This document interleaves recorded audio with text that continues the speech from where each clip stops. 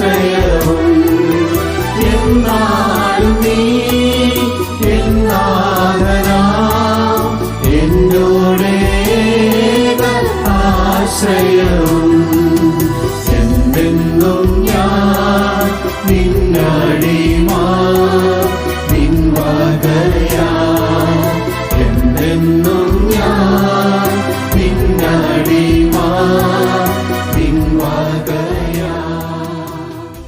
വേഗം വരുന്ന നമ്മളുടെ കർത്താവായ യേശുക്രിസ്തുവിൻ്റെ തന്നെ നാമത്തിൽ എല്ലാവർക്കും സ്നേഹവന്ദനം.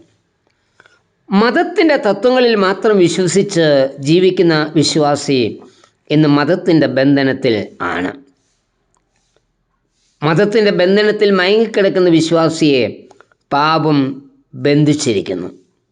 അത് വിശ്വാസി അറിയുന്നില്ല. 1918 ജനിച്ച് സ്നാനമേറ്റ് തിരുസഭയുടെ അംഗമായി തീർന്ന കാൾ മാർക്സ് ഇങ്ങനെ പറഞ്ഞു: മതം മനുഷ്യനെ മയക്കുന്ന കറുപ്പ് ആകുന്നു. അതുകൊണ്ട് ഇന്ന് മനുഷ്യന് ഏറ്റവും ആവശ്യമായിരിക്കുന്ന ഒന്നാണ് മതത്തിൻ്റെ ബന്ധനത്തിൽ നിന്നും, അതായത് പാപത്തിൽ നിന്നുമുള്ള സ്വാതന്ത്ര്യം. ക്രൂശിലെ പരമമായ യാഗത്തിൽ കൂടി യേശു കർത്താവ് നമുക്ക് നൽകിയ ഗിഫ്റ്റാണ് പാപത്തിൽ നിന്നുള്ള സ്വാതന്ത്ര്യം, ഫ്രീഡം ഫ്രം സിൻ.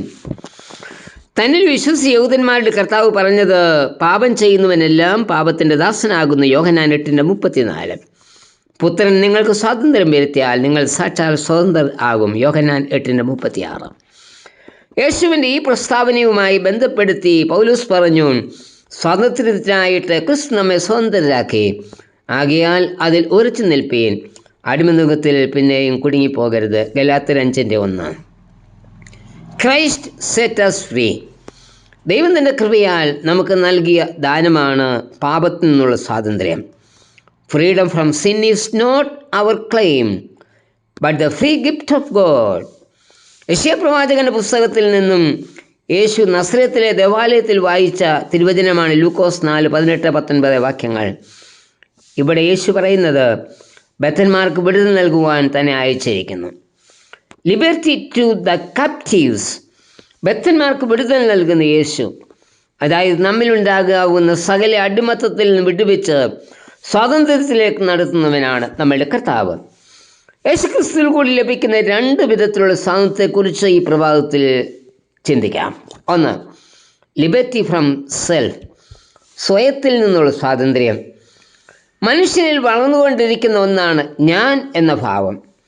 ഞാനാണ് എല്ലാവരിലും വലിയവൻ, ഞാൻ പറയുന്നതല്ലാതെ മറ്റൊന്നും ഇവിടെ നടക്കരുത്, എല്ലാറ്റിൻ്റെയും പുകഴ്ചയും മഹത്വം എനിക്ക് മാത്രമായിരിക്കണം, ഞാൻ ഈ മനോഭാവം ഉള്ളവർ.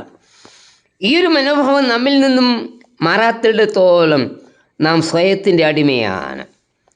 കർത്താവ് പറഞ്ഞത്, ഒരുവൻ എന്നെ അനുഗമിപ്പാൻ ഇച്ഛിച്ചാൽ അവൻ തന്നെ താൻ ത്യജിച്ച് തൻ്റെ ക്രൂശെടുത്ത് എന്നെ അനുഗമിക്കട്ടെ. അതായത് യേശുവിനെ അനുഗമിക്കുന്നവൻ തന്നെ താൻ ത്യജിക്കണം. അതായത് തന്നിലുള്ള ഞാൻ എന്ന ഭാവത്തെ ത്യജിക്കണം. ക്രൂശിൻ്റെ അടിമയാകണം. ക്രൂശിൻ്റെ അടിമയാകാതെ സ്വയത്തിൽ നിന്ന് വിടുതൽ ലഭിക്കില്ല. കർത്താവ് ദൈവമായിരുന്നിട്ടും ദൈവത്വത്തെ മുറുകെ പിടിക്കാതെ മനുഷ്യനായി അവതരിച്ച് സ്വയം താഴ്ത്തിയത് നമുക്ക് മാതൃകയാകണം. യോഹന്നാൻ പറയുന്നത്, ഞാനോ കുറയണം, അവനോ വളരണം. യോഹന്നാൻ 3:30.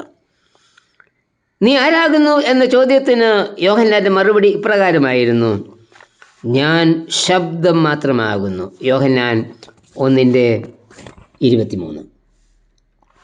അതായത് യോഹന്നാൻ ഒരു മഹത്വവും പുകഴ്ചയും ആഗ്രഹിച്ചില്ല. എല്ലാ പുകഴ്ചയും മഹത്വവും അവൻ യേശുവിന് നൽകി. ക്രൂശിനെ അനുഗമിക്കുന്നവർക്ക് മാത്രമേ സ്വയപ്രശംസയിൽ നിന്നും ഞാൻ എന്ന ഭാവത്തിൽ നിന്നും സ്വാതന്ത്ര്യം പ്രാപിക്കുവാൻ കഴിയും.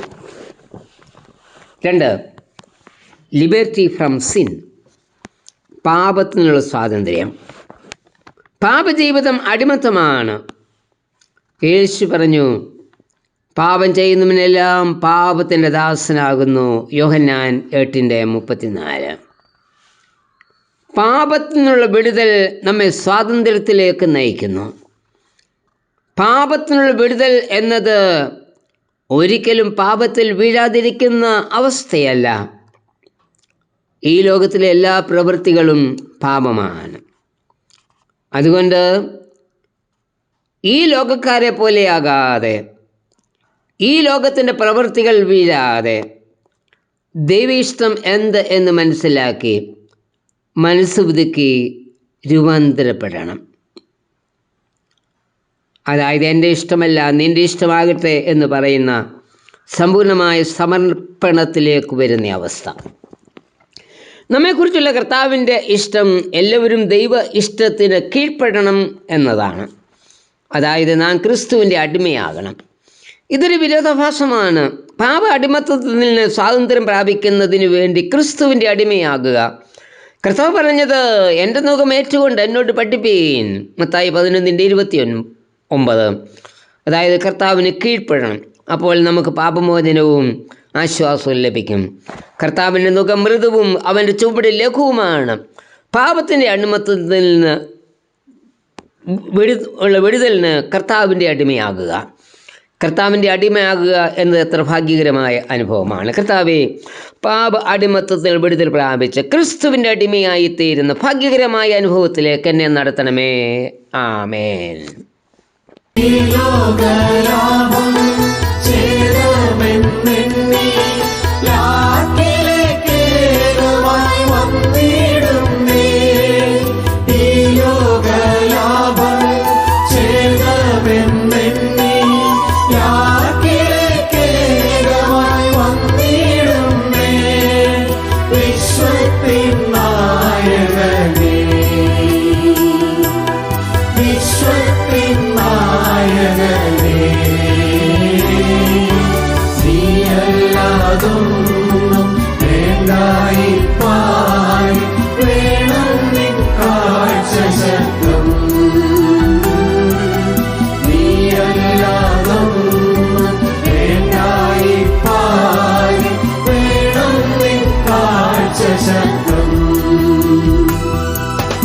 എന്നെന്നും ഞാൻ നിന്നടിമാ, നിൻ വകയാ.